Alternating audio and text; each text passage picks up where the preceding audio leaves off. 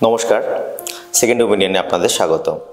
আজকের আমরা যে বিষয়টি নিয়ে কথা বলবো সেটা হলো স্ট্রোক পরবর্তী যে রেসিডুয়াল প্যারালিসিস থাকে, সেটা হাতেরও হতে পারে বা পায়ের হতে পারে।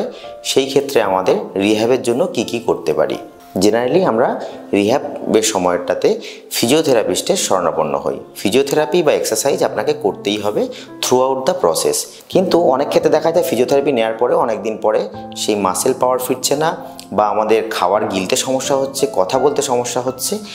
এই সমস্ত ক্ষেত্রে সারা বিশ্বে দেখা গেছে এর সাথে সাথে আমরা যদি নিউরোমডুলেশনের সাহায্য নিই, নিউরোস্টিমুলেশনের সাহায্য নিই ইন দ্য ফর্ম অফ অ্যাকিউপাংচার, এবং প্রপার মাসেলগুলো বা নার্ভ বা সিস্টেম যদি ধরে আমরা অ্যাকিউপাংচার করতে পারি, তাহলে কিন্তু তাদের মাসেল পাওয়ার খুব তাড়াতাড়ি রিগেন করে তাদের পোশ্চারগুলো কারেক্ট হয়, কনস্ট্রিকশন যেটা হয় সেটা থেকে অনেকখানি বেঁচে যায়, এবং দেখা গেছে কিন্তু তাদের ভয়েস ফিরে আসা বা খাবার গিলতে পারার যে সমস্যাটা রয়ে যায় সেগুলো থেকে তারা কিন্তু মুক্ত হতে পারেন অনেকগুলো ক্ষেত্রে।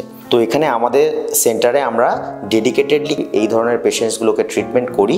আপনারা চাইলে আমাদের সাথে যোগাযোগ করতে পারেন, অথবা যে কোনো এক্সপিরিয়েন্সড অ্যাকিউপাংচারিস্টের সাহায্য নিতে পারেন। এর আগেও অনেকবার বলেছি, man behind the needle is very important. আপনাকে প্রপার জায়গায় যদি অ্যাকিউপাংচার করা যায় তাহলে ইট ক্যান ডু মিরাকেল।